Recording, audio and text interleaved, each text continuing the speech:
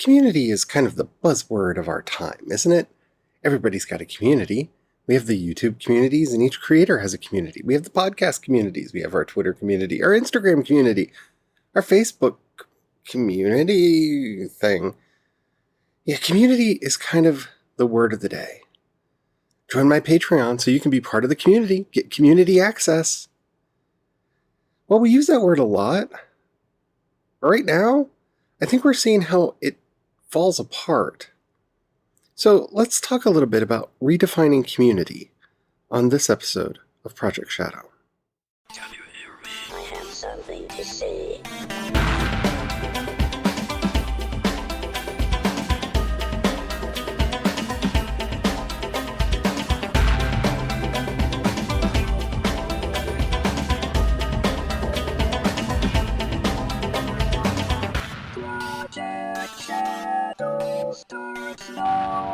Hello everyone, how are you doing today? My name's Charlie. You might know me better as sci-fi fantasy writer C.E. Dorset. And yeah, today we're going to talk about redefining community. And if you listened to yesterday's episode about strength, I think you know where this is going to go. Yeah, you at least might have a clue.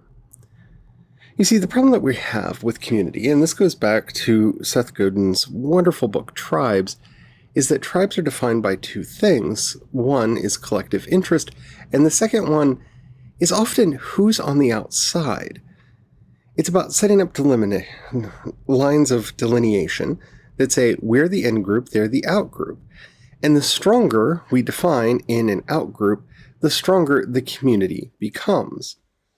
Now, in some ways, this can be really not harmful or problematic at all.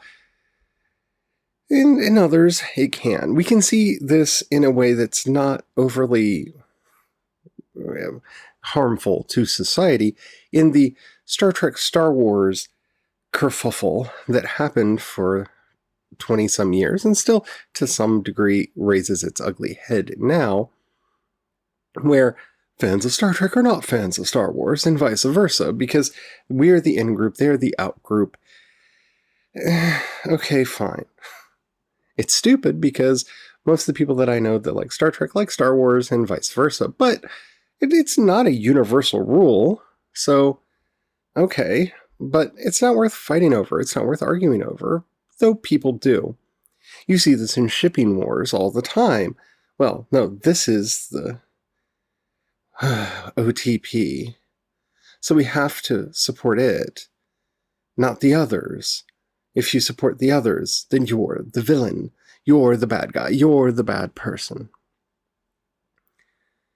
And those groups do tend to rise out of our basic nature of, no, if I'm right, then I'm right, and therefore you must be wrong.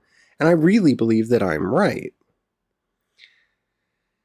And in some respects, there is some truth to that. The problem is when this is taken to an extreme, when this is taken into things that really don't matter, but it's actualized in ways that do.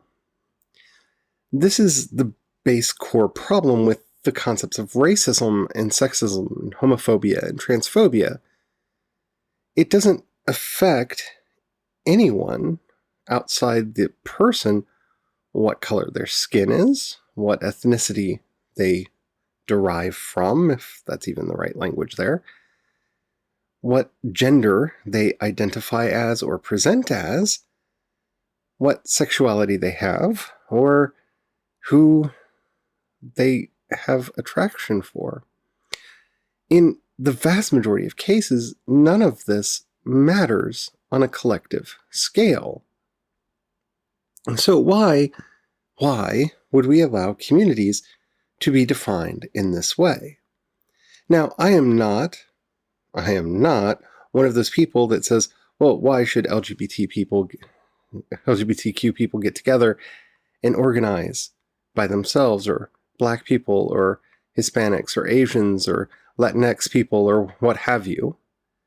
Well, I understand having an affinity group. Affinity groups are not a bad thing. There are issues related to being LGBTQ, which I am, and so I'm going to speak to that more than any of the others because I have experience there. And we have experiences with media and society that are different from a, cis heterosexual person. And so when we get together, we can talk about that shared experience and see how we might want to accomplish change.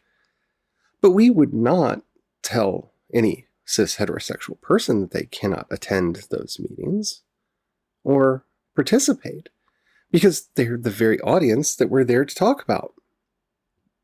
In fact, the more allies we have, the stronger the community is, and, well, the more likely we are to actually affect change.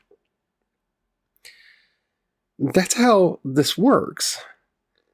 Affinity groups do naturally arise. They do. There are people with similar characteristics.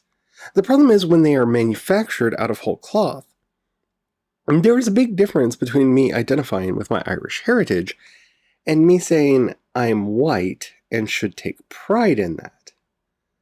There is no culture of whiteness. There is no historical people group of whiteness. There's no mythology there. There's no history there. You can try to manufacture one, but there isn't one. And that's the difference that people really need to start understanding. When I hear people say, well, if it's all right to have a black pride or a gay pride, why can't we have white pride?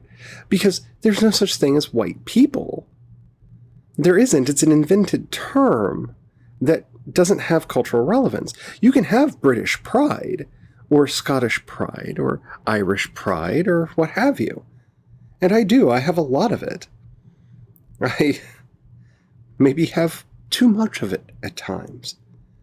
But it's a different thing. I am taking pride in my cultural heritage and learning from my ancestors how they saw the world, how they interacted with the world, what their history was with oppression and being a conquered people for over 800 years. And learning about my people has given me a lot of insight into my own family. And I can see, as I've heard stories over time from those who came before me, how that heritage shaped those people on their way down to me. There's something to learn there about where I came from, where my roots are from, and thus identifying with my Irish community is not the same as trying to identify with some vague sense of whiteness, a term that was created to institutionalize slavery in the United States, which is a very tough thing that a lot of people don't want to talk about. And because a lot of us are mixed in this country, I can see the argument that you might want to come up with something. Well, then be American. You don't have to be white. You see, there's nothing special about the color of our skin. It's just the way we happen to be born. But my Irish pride doesn't teach me to hate British people or English people because of the sins of their forebears. That would be irrational. It would be doubly irrational for someone like me who is of Dutch, British, Scottish, and Irish lineage. I appear, looking at my family tree, to have more Irish in me, and it's the culture that I do have the most connection to of the ones that I am descendant from. But it would be odd for me to hate and despise a group that I actually come from. In fact, it's odd to hate and despise any ethnicity, for that matter. Ethnicities are a collection of people who happen to share a language, a culture, sometimes a skin color, though, the American culture has a lot of variation in that. So does the British one. But to try to say that community should be based off of shallow indicators to the exclusion of others is a problem. See, I don't have a problem with men getting together to do manly things, manly men doing manly things, like soccer practice. But if anybody got that joke, let me know. I know I just ruined it by pointing out that it was a joke, but anyway. There's a difference between men getting together, or women getting together, or trans people getting together, or non-binary people getting together for the sake of being together with other people who share their gender identity and gender presentation. There's a difference between that and trying to argue the superiority of one's gender. Because that's really the problem that we have with community and culture and ethnicity and gender and all of these socially constructed things that we have built for ourselves over the years. We try to tell ourselves, whether we are conscious of it or not, that my community is superior to others because that means I am superior to others. It may help our ego, but it's illogical at its core. Anytime we try to elevate ourselves above others, we are making a huge mistake. We are all humans. We are all basically biologically the same. There are differences between us, and some have more talents than others, and we all have different talents. And we can argue ad nauseum about those differences and those changes and all of those irrelevant things that just really don't matter. We're all human, after all. And that's the core thing that all communities have to understand. Going back to my initial examples here, if you thought it was ridiculous when I said that there was a rift between Star Trek and Star Wars fans over who is superior, or which fandom is superior, or which franchise is superior, there really is no difference between that and arguing over which ethnicity or gender is superior.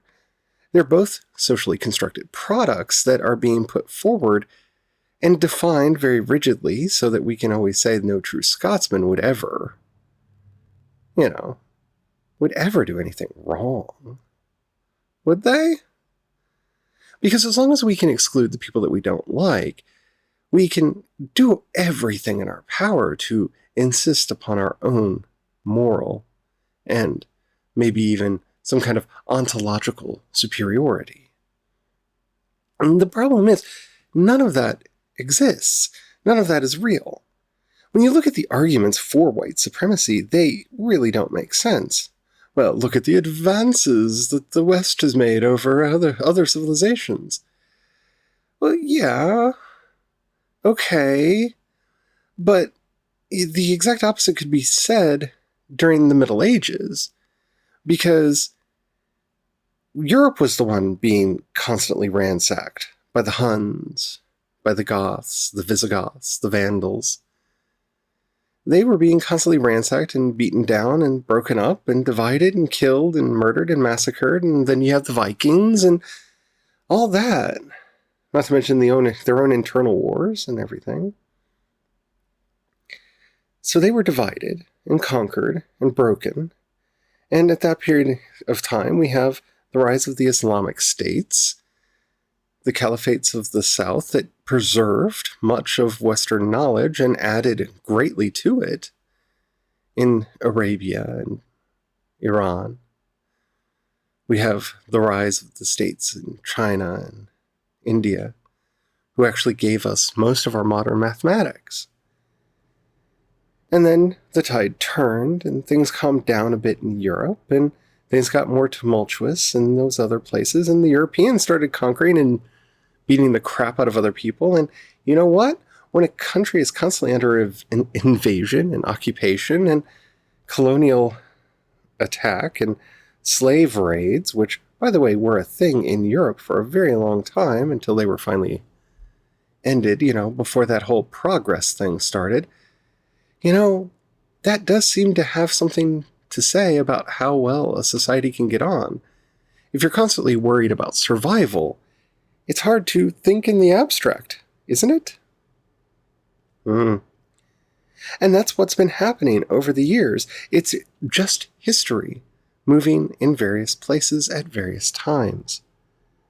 And to argue that one is superior to another just because it's the one doing the colonization at any period of point in history, or it's the one that's had the longest amount of time to recover from the raping, pillaging, and colonization, that's an odd argument to try to make. So you're superior because your people were able to divide, conquer, destroy, and devastate another's community. Well, if somebody were to do that to your society, then it would also be in shambles. See, at its root, this whole idea that one culture, one ethnicity is superior to another is rather weak and flimsy. And that's where our ideas of community really do fall apart. You see, I know the word has been taken to mean silly images on the internet, but memes are important. See, that's what's really fighting it out, is cultural ideas. And they fight out just like everything else. They're viruses that move around from mind to mind to mind to mind. And they're constantly changing. The Europeans of today would not be recognized by the Europeans of old. And to say otherwise is to really not understand our histories. We have changed. Our culture has changed. Our society has changed. Everything about us has changed, from our moral outlook on the world to our definitions of who the in and out groups are. And while it is our unfortunate lot in life to take somebody and put them into the in group that were once in the out group and find a new out group to persecute, maybe one day we'll grow past that. But to see that as one, inevitable, or two, right or moral, is extremely problematic for us as a society. We are a melting pot. We here in the United States are a community of diverse beauty. And it's that diversity that has always made us strong. The initial colonists here would not have survived if it wasn't for the native populations and tribes being so generous as to teach us how to live here, because the old ways didn't work here. And we repaid their kindness with violence, as is our wont to do. But it was that diversity that allowed us to make root here. It was that diversity that became our strength. It is not our weakness. E pluribus unum, it says on our money. It says in our national seal, from many one. And yes, I do know the history of that phrase, and that it was originally meant to refer to the colonies and then later to the states. From many states, one nation. But it's as true when we look at our cultures that we come from and our population. From many, one. We are one united voice, constantly seeking justice, compassion, and equilibrium. It swings back and forth over time, but it's only because we allow ourselves to forget the lessons of our history, that we are one people. When we rise together. When we fall together. And until we start to define our communities without borders like that, and to understand that everything else is merely an affinity group that's no better than a fandom forum on Reddit, we won't get anywhere. I have a lot of pride in my Irish heritage. I'm really curious about my Dutch heritage, and I'm wanting to look into it. But I don't believe that either is superior, because they are who I am. We are a melting pot, not just as a nation with many cultures mixing into each other, but individually. If we want to talk about blood, our blood is from all over the world. All over the world. I have ancestors who were Vikings, and I know that from tracing my history back. I have ancestors that crossed over with William the Conqueror. We all come from somewhere, and we're all going into the future together. And that's what we have to learn together. All this other stuff is petty and doesn't matter, and we need to let it go. Don't take it so seriously. I hope that made sense. I really do. Spend a lot of time thinking about how to word this, and this is, at least in this draft, the best I've been able to come up with it. I would love to know what you think. Down in the show notes, you'll find a link to the voice message system. Keep it short, keep it clean. I would love to hear from you. While you're there, before we get into that, if you would rather hit me up on social media, I am CE Dorset on both Twitter and Instagram, and you can find links to everything that I do over at projectshadow.com. While you're down in those show notes, if you happen to have $1 you can pass my way, you can either sign up with the listener support or through my Patreon. Listener support is exclusively for this podcast and helps out this podcast to keep going and moving on into the future. The Patreon supports everything that I do, including my writing, and there are some perks there that you might be interested in. Thank you to everybody who does that. It really does mean the world to me. It really does. And if you're interested, check it out. And if you don't see a perk there that you're interested in, let me know, because I'm always curious about what the perks should be. If you don't have any money right now or you don't feel like giving, that's perfectly all right. But don't forget, sharing the work that I do with others really does help out a lot. Thank you so much for listening. I hope that this has been helpful. And until next time, stay well, stay safe, and don't forget to have the fun. Bye.